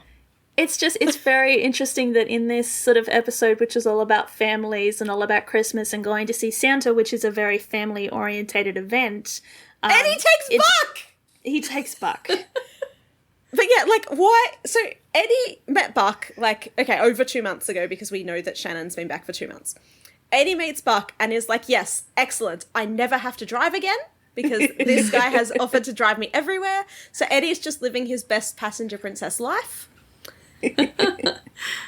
And Christopher seems to have completely accepted Buck's sudden place in their family. And Eddie's scared of Santa, so he just took Buck as his emotional support golden retriever. Yeah. I mean, it makes perfect sense. Like, I just... And then, like, later, Chris will be talking to, like, Eddie's abuela and be like, oh, yeah, Buck and I went to see Santa. Like, Buck took me to see Santa. And his abuela's like, yep, I bet he did. Yeah, because, that makes like, sense. She walked in earlier, there were 2 wine glasses on the table. Eddie wouldn't let her see who was in the bedroom. I don't take Buck to be a red wine drinker, though. He drinks red wine with Maddie, though. I mean, Yeah. Abby and got him onto Abby. it, okay? yeah. I mean, Buck 2.0 drinks red wine. Okay, Buck 2.0 drinks red wine. Fine. Like, He'll his, drink Eddie's whole whatever's family Eddie drinking. is like, poor Eddie is so closeted, like, it's fine, we'll just let him come out when he needs to. And then all of a sudden Shannon's back in his life and they're like, oh, that's That's not what I expected. No, that's, yep. Oh. Yeah, it's just like, why? Like, it makes sense that Chim and Buck go and get Maddie's Christmas tree together because Chim is seeing Maddie. Like, they are friends right now. They both want something more when Maddie's ready. And then Eddie immediately takes Buck on a family thing and it's like, And like, yeah, I get that they needed this conversation. They needed the exposition of Eddie's history with Shannon. It makes sense that he has that conversation with Buck. It's just one of those things where I don't think they thought through the optics of it. They've just gone, okay, we can have a scene where like, we need this thing where Christopher needs to go see Santa so that he can tell Eddie what he wishes for so that Eddie can make that wish come true. Let's just have Buck in that scene so they can have that conversation. But then they obviously do think about it because they have you two have an adorable son scene. But that just... I mean, so even the writers were like, yeah, this is fucking weird. But you know what? Let's just roll with it. I mean, he could have taken Carla with him or someone. Literally, he could have taken anyone with him and had that conversation. But the whole you two have an adorable son, is that like in Supernatural where people just assumed Dean and Sam were together? And it was just... totally no. Yeah, I don't know. It's just hilarious that it's Buck adorable, being at random family events will never not be funny. Yes.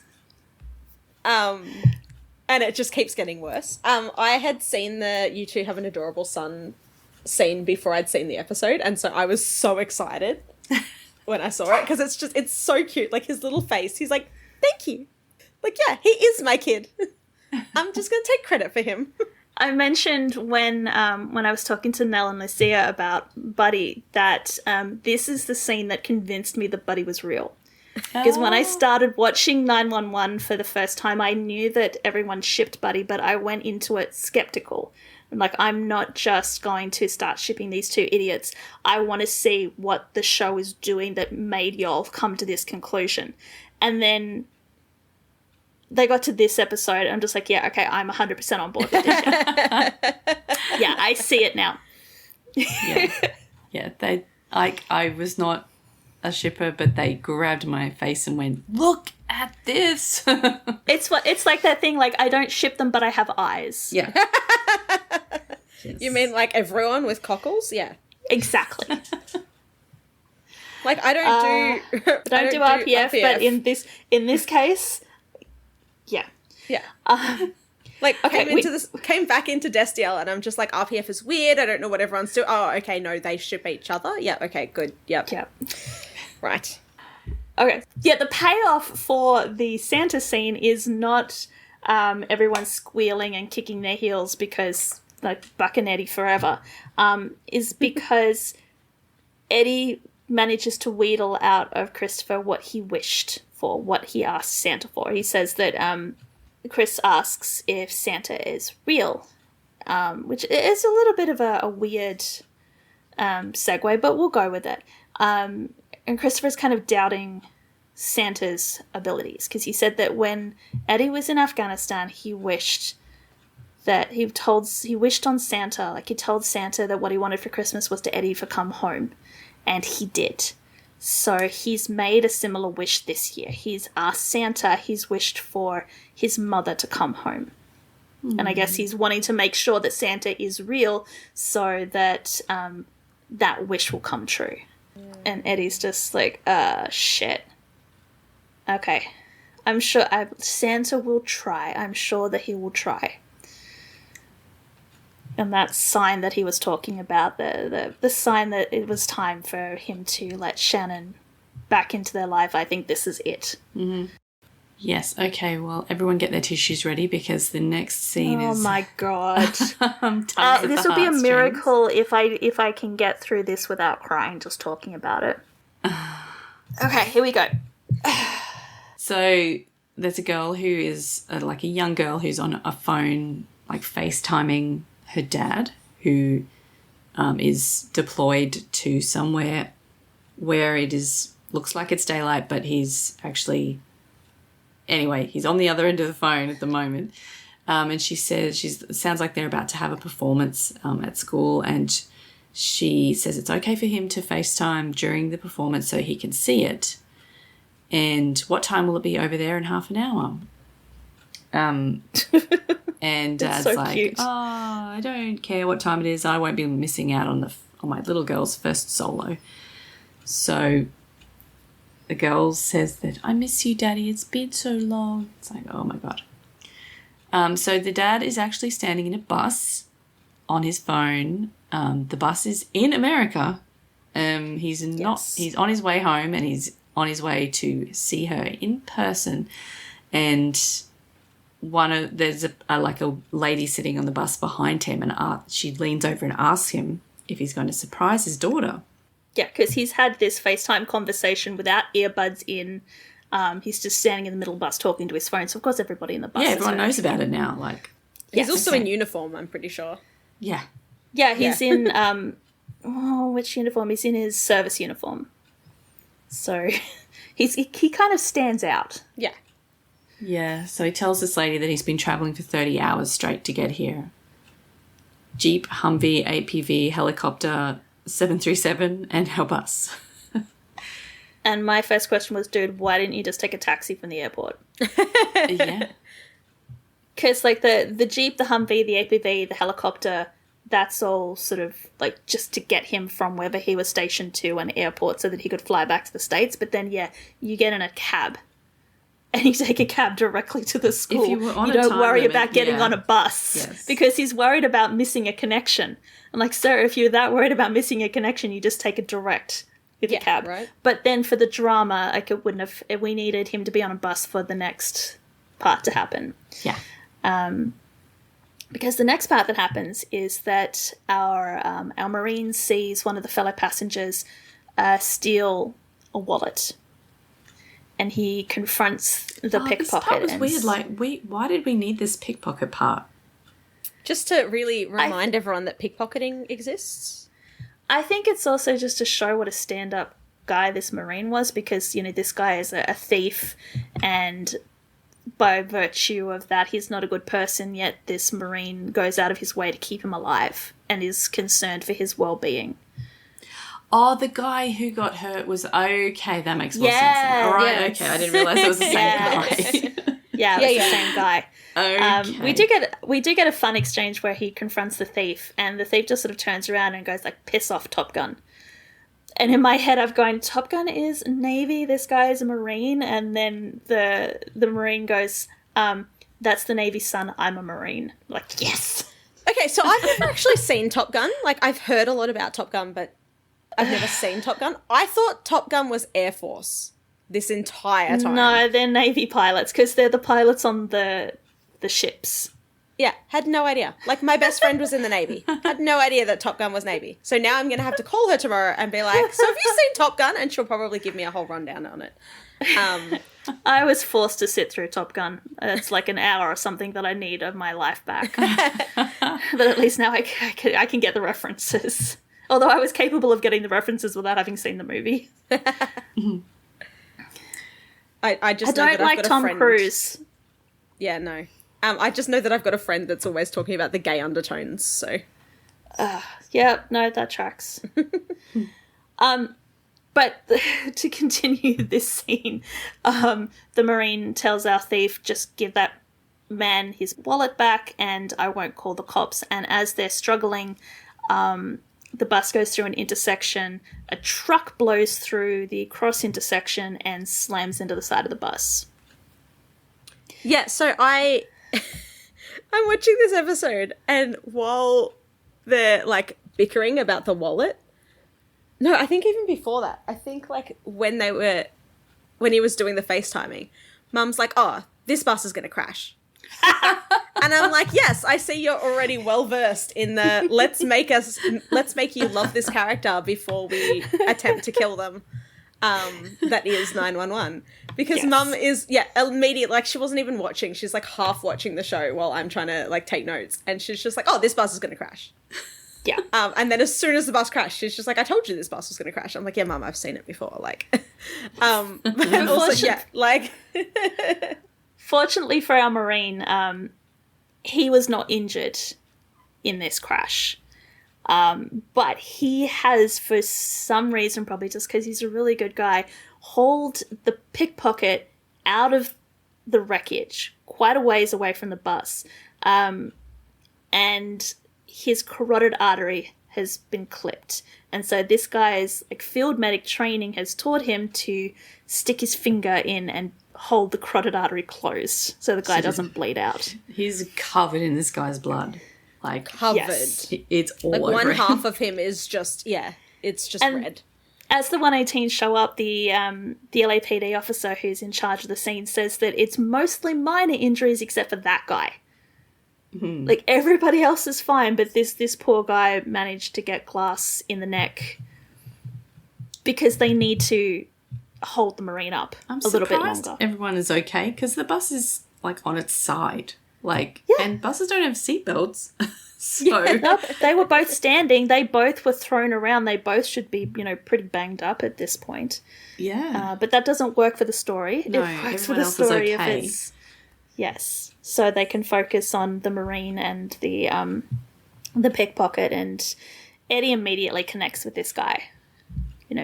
Veteran to veteran. Yeah.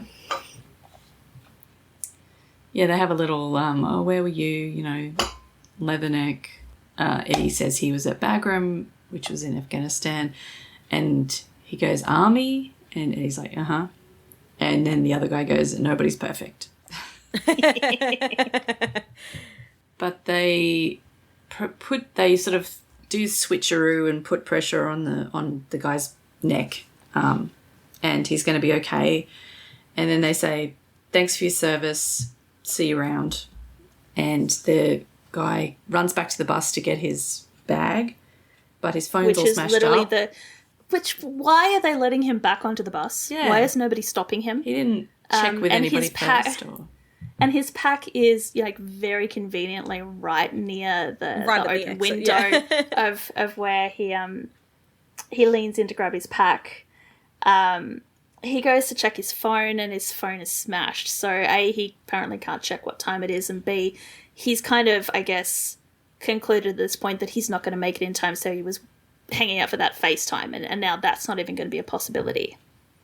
But there was a woman on the bus who has sort of stuck around after this, and she's clued the 118 into what's going on, and I guess kind of asked them, look, this guy needs to get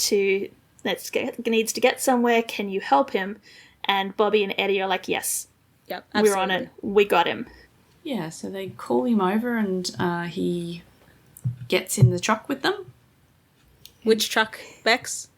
They're in an engine truck, but I was more concentrating on the fact that Eddie is literally helping this guy get undressed and dressed again. Helping him get changed. Yes, Absolutely. He even holds his boot for him.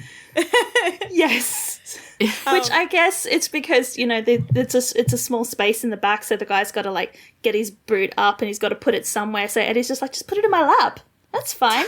I mean, to be fair, in the army, you don't there's no privacy. But yeah, meanwhile, Buck's just unusually I'm invested gonna in cry. No, but so Buck's gonna cry and I'm gonna cry and everyone's gonna cry. Buck's those soldier reunion videos on YouTube always get me. Yeah. So in the auditorium, the sergeant's daughter has come out on stage and has started. She has the solo for "I'll Be Home for Christmas," Aww. which just that's a just sad that- one to start with. But it makes perfect sense in this scene, and so she's singing this beautifully, and we're cutting back and forth between her singing this and the engine truck screaming through intersections, lights and sirens going, horn blaring. Yeah, they're doing their not utmost allowed to get to do that if it's not an emergency. It's clearly an emergency.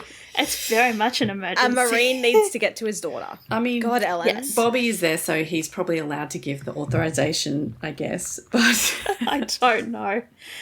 But they arrive, and the sergeant literally flies out of the truck and just bolts towards the school. And But so do Eddie, fucking Buck Bobby. and It's so Eddie sort of cute. clamber out of the truck, and they're like, "Yeah, guys, come on, let's go."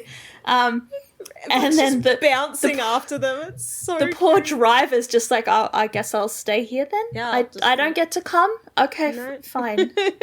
Not part of the cool kids. I'll just Nope. Yeah. And so we keep cutting backwards and forwards between them sort of sprinting down the school hallway and his daughter, the sergeant's daughter, on stage singing. They kind of burst into the auditorium, and it really is a burst. You see the doors fly open. They're not trying to be subtle at all, which would have been so damn disruptive if that had happened in real life. It would have been so funny if his daughter wasn't on stage as well. Like, it was just someone else's daughter. Like, they just missed her. Yeah. She just finished performing. But that's not the show that we're watching. The show that we're watching, they get there, even though they just tumble into the auditorium, nobody is paying them any attention. Everyone is focused on the little girl on stage who sees her father and stops singing and immediately runs off stage into his arms. And his wife is in the audience and she sees her daughter stop singing and she looks to see what's going on, and then she's running and everyone's hugging. Everyone's and cheering. The choir keeps singing the "I'll Be Home for Christmas," and Buck is sobbing and I'm sobbing. And even Eddie's crying. He's got tears, big tears in his eyes. Buck's the cutest Yeah, thing but ever. I think Eddie's crying for other reasons. Yeah. Because he's kind of focused a lot more on the sergeant and his wife. And I think he's kind of thinking about him being in that position and coming home to Shannon and Christopher. Yeah. It's so Hey, I'm not crying. Yay. Me. Proud of you. It was a very sweet scene. It was. It was that proper, like, Christmas miracle scene. Yes. Yeah. So we get a commercial to compose ourselves. And when we return, we're at the Grant House, and Nat King Cole is playing. Ah. So Athena gets her Nat King Cole. And she's a bit surprised to see Bobby there. She thought she'd scared him off, but Bobby says, "You were speaking from your heart, just something I love about you." And brings me to this, Merry Christmas, and he hands her a box. And she says, "You don't want to wait till morning?" And Bobby's like, "I don't want to wait another minute." And he looks really weirdly intense. She's like, "Okay." It's a square box with one of those sticky bows on top, but it's very jewelry box looking. Even though it's perfectly square, it still screams kind of jewelry box. Yeah. But not like it's big square. It's not like one of those tiny ring-sized boxes. It's like, I don't know, maybe bracelet size. Yeah. But it's not jewelry. It's kind of, I don't know. He gave her a key. He gave her a fancy key. I don't know what the key is for. Yeah. But I don't think that's a functional key though. It's a pretty key. It's a very decorative key on a key ring. But I don't think it's not like he gave her a literal key to his apartment or something. But it doesn't matter because that's not the real present. Because while Athena is kind of cooing over this shiny silver key, Bobby gets down on one knee and whips out a diamond ring. Yeah. And I'm like, wait a minute, didn't they only just get together? I don't want to take the next step. Well, it's been more than 2 months. It's been a few months now, but it feels like it's just the other day. But this goes back to, Hen's kind of words of wisdoms earlier. Bobby's taken that and interpreted it well. I'm just going to skip the whole moving in thing. We're just going to go straight to getting married. Yeah. Like, if I'm going to move in, I'm going to move in properly. Yeah. So, yeah, I don't want to take the next step. I want to take every step with you for the rest of our lives. Marry me, Athena. Which is that's kind of sweet. It is sweet. And so Athena's sweet. just like kind of shocked. She's like, what? I'm just thinking of that meme with the minion where it's like, what? Anyway, life is fleeting, it's precious, and when you find happiness and you find somebody who fills your heart and gives you hope for the future, and Athena's like, Bobby, shut up. Yeah, Ellen is not exaggerating just to get through this. That is literally how fast Bobby is talking in his panic to try and get this speech out. But Athena eventually just slaps her hand over his mouth to shut him up. Yeah. So she can answer the question, which is with a resounding yes. Yeah. And Bobby's like a little bit shocked about this. He's like, "Oh, you really said yes? It's a Christmas miracle." Maybe he thought if he kept talking, he would talk her into it. Yeah, maybe. He was just having a full-on panic attack and couldn't stop. Yeah. It's so sweet, though. It is. So it's Christmas morning. Christopher wakes up. No. Christopher's Sorry, been awake. He's Oh ready. yeah, Christopher's awake. He's ready for it to be Christmas. Because I started typing the notes and like Christopher wakes up, has like the camera pans up Christopher, he's just asleep in his bed and like the camera pans up and then Christopher's eyes are wide open and they're just fixed on his alarm clock, which is at 5:59. And as soon as it gets to 6, he's up. He's like, Dad, wake up, it's Christmas! Yeah, like Mum was watching this and she's like, clearly Mum was like full of nostalgia from when we were kids. Yeah. Yes. Because she's just like, yeah, clearly someone told that kid that he, like, it's not morning till 6 a.m. You cannot get... I empathize with this scene so much. Like last Me as Christmas, well. I literally bought my kids digital clocks as like their Christmas Eve present. And it was like, Merry Christmas Eve, here is a digital alarm clock. You are not allowed to come in and get me until it is 6 a.m. Yeah. It didn't work, so bless Christopher for actually listening to Eddie. But yes, I think that's something that every parent has lived through. Yeah. But the irony of Christopher waiting until 6 a.m. is that Eddie is clearly has been up for hours beforehand, because when Christopher comes out, the living room is empty, but there is a wrapping paper arrow taped to the floor pointing to, I'm guessing, the front door. Mm-hmm. And so when Christopher goes out the front door to the front yard, there is a giant, are we going to say 16 foot? 16 20 foot? Yep. 16 foot tree, fully decorated on the front yard, massive boxes around it. And Shannon. Yeah, Shannon appears from behind the tree. Oh, and he And says, Christopher "Mummy." loses his shit. And this is where I cried. Mummy. I wasn't full on sobbing at the other one, but this is the one that made me spill over. Shannon's also crying. Along with Eddie, yeah. And Eddie's in the background, and he's also like trying not to cry, trying really hard to fight back those tears, but he I think he gives in the end, and he goes and joins the family hug. Yeah, and Christopher goes, I knew Santa could do it again. Oh. So it's obviously Christmas. So then we're going to go back to the Grant household, where they're having Christmas lunch, and Hen and Karen have been invited over for Christmas lunch. Yeah. Not sure where Denny is. I'm sure he's running around with Harry somewhere. Maybe they're out with the go-kart. Probably out on the street. Go-kart. Yeah. Yep. While Karen is cooing over Athena's ring and the size of the diamond. Yeah. Yeah, she offers to help carry it. Yeah. Because that thing looks heavy. Yeah. But, Bobby comes... yeah. It's a promise to Athena and her family for a lifetime of happiness, love, and all the home-cooked meals you can eat. And Athena's are like, yeah, that's sweet, but it's also a big damn diamond. yeah. And then... Doorbell rings. Yeah, and it's Buck. I think they just invited all of their workmates over for Christmas lunch, which is... Well, they don't have any other very friends. sweet. So. Yeah, no other friends. And Buck says he brought Christmas and he brought congratulations, and he's got a carton of eggnog and a bottle of champagne. Athena says, oh, you're always welcome. And I am just flashed back to that scene with Glenn.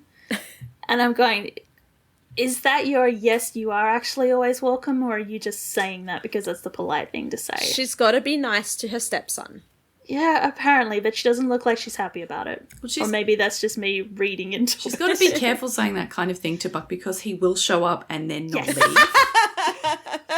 Like, she's got a much bigger house. She could probably give him a room to stay in, I guess. But, you know, he will do that. The next morning he's asleep on the couch and she's just like, what the fuck? Bobby's like, I told you not to tell him he was always welcome. He's like a vampire. You invited him once. That's it. He's always going to come in. But apparently Buck was not the only Buckley invited. Maddie was also invited, but Buck Does this mean Chim wasn't invited? Because Athena asks about Maddie, but doesn't ask about Chim. What? I guess why would she ask Buck about Chim? Yeah, I'm assuming that he was also invited, but it's just they're dealing. He's already regretfully declined. Yeah. Because he has gone over to Maddie's house with Die Hard and Chinese food. Yeah. And tidings of great joy, as he tells her. Yeah.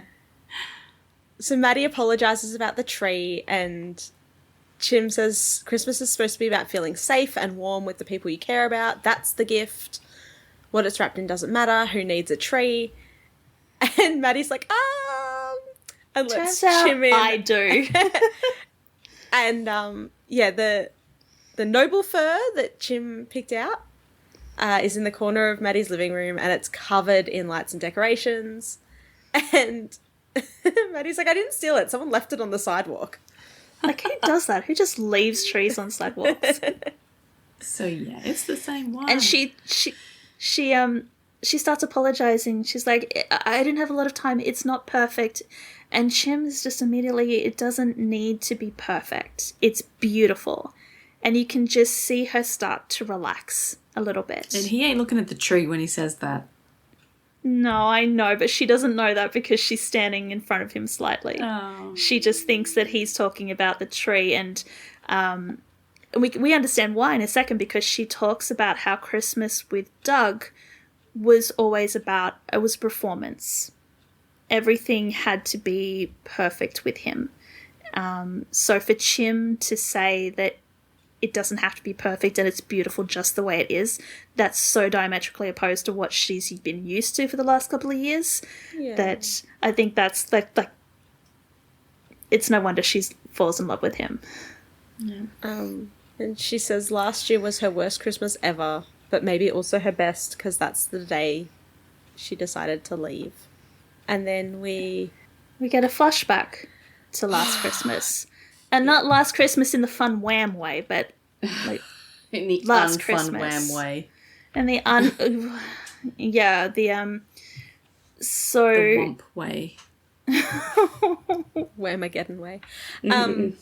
So the Christmas tree is on the ground, and there are ornaments scattered around it, and they're all smashed and broken. And Maddie is on her hands and knees, I guess, trying to find what she can salvage, and she has blood on her face. Yeah. The angel on the top of the tree is completely broken, but there is a photo card of Buck at the 118 in a Santa hat, and it's got Happy Holidays across the top. And she was pretty composed up until then, but she starts crying when she sees Buck's face. Maybe that's when she decided to leave. She's like, no, I need to go and see my bro. Yeah. I definitely think that was a seminal moment for her. Then we hear footsteps coming, and she immediately shoves the photo card away and starts looking very afraid. And a hand sort of reaches into frame and cups Maddie's face, and she says, Doug. So we've identified that this is Doug. He says, I know you tried so hard, it just wasn't right. And then the camera cuts, so we get to see Doug, and dun dun dun, it's Jason Bailey, or Jason is Doug, however you want to look at it. I just really wish that had been a surprise. It was. I was like, holy It shit. was a holy shit moment. It really was. Yeah. Watching that live. But he tells her it wasn't perfect, but you'll get it right. Someday you will get it right. Ugh. And then we cut just to like hammer in the message that Jason is Doug and Doug is Jason. We cut to like the front of Maddie's apartment, and we pan down to a car that's parked out the front, and Doug is in the the car. driver is staring at the entrance, And it's Doug. Ugh. And then he's just to, really make sure that everyone on the audience is in the same page, he pulls out a wallet from like the center console and flips it open, and it's Chim's wallet. Yeah. So we were like, how did he get Maddie's address from Chimney's wallet? But then He's just been following Chim. so he has literally just gone to Chimney's address on the on his license, and then the stalkering is creepy as fuck. So I understand that his he followed Chim from like either the video store or he got his wallet and then found his address and followed him from his house to Maddie's. Yeah. But why was he at the Christmas tree farm? Yeah, how did he know Who was Chim he following to get to the Christmas tree farm? Like, because he probably, like, did he know who Chim was beforehand? He might have been following Buck. Because Buck's but why kind of wouldn't famous. he just keep following Buck? To find where Maddie is. No, why wouldn't he just keep... Like, why did he have to insert himself into Chim's life? Oh, because Buck knows what he looks like, because Buck knows Doug. Ah. And also, maybe if he'd been following them closely enough, he might have worked out that Chim... Well, Chim doesn't really talk about Maddie. But Buck lives with Maddie, so, like, why didn't he just follow Buck from a distance? See... It's more dramatic if he follows Chim. The drama of the Christmas miracle Good Samaritan turning out to be the evil husband for the drama is a much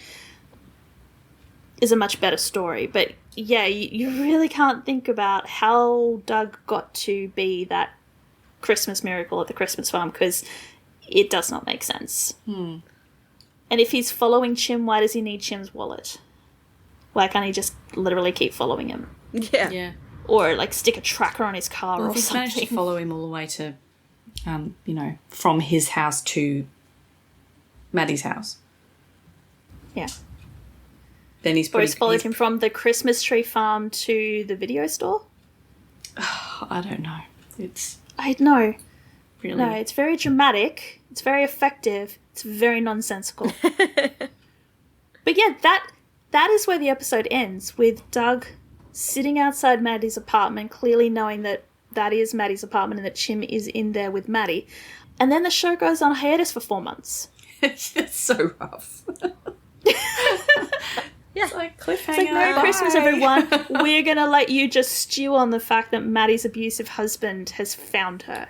Yeah. And speaking of making everyone stew on the fact, we are also taking a break. Only for a week, though, not for 4 months. Yes, I'm going on holidays. But no, we're not going to make everyone wait for 4 months. We're not that mean. No. But I thought this episode was great. Like, it's had... I mean, now that we've scrutinised it a bit more closely, some of the stuff in it was kind of ridiculous. But it was very... But some of it was still really, really sweet. And I'm perfectly willing with this episode just... I still think I'm gonna laugh at the packing center scene because that particular emergency, because that one is just ridiculous. But the rest of the episode is really sweet, and I'm perfectly willing to switch my brain off and just enjoy it. Yep. It is one of my favorite episodes. It was also interesting watching this episode with Mum, who, like, this is literally the second episode she's watched of the show ever. Because she notices, like, she's not watching it through the buddy lens, so she doesn't really care. So, like, she loves Athena, and, like, we were talking about Athena's house, because she's like, oh, Athena's house is beautiful, and I'm like, yeah, like, the set design's actually awesome, because Michael's an architect. Yeah. Mm-hmm. And so they actually have her house, like, gorgeous, because it was clearly designed by an architect. Mm-hmm. But yeah, it's just funny how, like, people who aren't just watching it through a buddy lens are noticing, like, other parts of the show. We're not that interested in some of the other stuff. It's like, yeah, hurry up, get to the part of the fountain. Yes. Yes. Let me screech about my boys. That's it. Like, we all know why we're here. Mm-hmm. All right, well, what do we have to look forward to next time? Next time, Bobby meets Athena's parents. Oh. Yeah, that's probably important if they're going to get hitched. So, the summary, let's see how truthful this is. Bobby meets Athena's parents for the first time, and Maddie attempts to end her marriage for good, causing Doug, guest star Brian Hallisey, who, as we've mentioned previously, is Jennifer Love Hewitt's real-life husband, to insinuate himself even deeper into Chimney's life. Oh, that's not a good way to describe it. Meanwhile, a tanker carrying a tiger shark crashes on the freeway, and a gas leak in a plastic surgeon's office happens mid-surgery. Oh, God. That one's actually pretty funny. Triggers for that episode. We've got children at threat. We have domestic violence. We have plastic surgery. We have, it's described as gore, but I would not specifically call it gore, because I think when I'm saying gore, I'm talking about like femoral arteries, carotid arteries, blood gushing like a fountain. This is more just like medical procedure that was interrupted mid-procedure, and we see the results of the procedure that was paused. We have kidnapping, we have stabbing, which is where we're going to get some gore. We have... They didn't include it in this list, but I'm going to add it. We have a shark attack. We do have a shark attack. Yeah. But not kind of in the way that that you're thinking about it, but it is a shark attack. Okay. Yeah. Excellent. Well, what can we say about this episode? Merry Christmas. Merry Christmas. We're aware it's September. Maybe we should have timed this so we did it in July, so it could have been Christmas in July. Well, the funny thing is that as we were watching this particular episode, it's like, I know this is going to be very antipodean sentiment here, but it's really hot here at the moment. It's freaking winter. Yeah, it's really hot where you are. It's not really hot where I am. I've got like wind and rain. Well, I'm watching this and all the Christmas music is playing and I'm like, this feels way too much like Christmas and it is August. Like, this is weird. What is going on here? But yeah, if you enjoyed this episode as much as we did, or have any comments less than we did, if you hated this episode, the same as we did. If you didn't enjoy, or have any thoughts just tell us about this episode.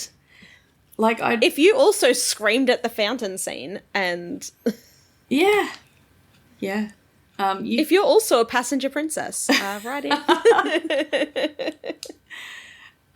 Leave us a comment on thatweewoo or on Spotify, or you can get in touch with us through our social medias, which are all at That Weewoo Show mostly.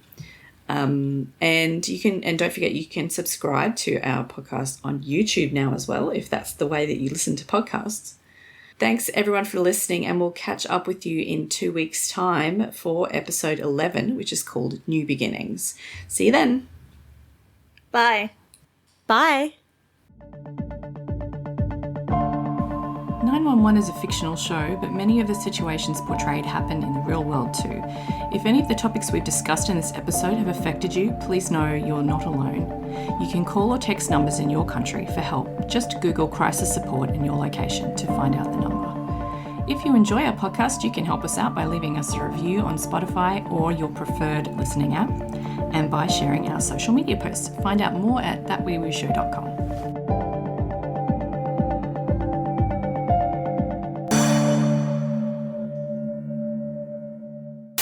Before anyone turns off their recording, I'm just going to say this for the outtakes.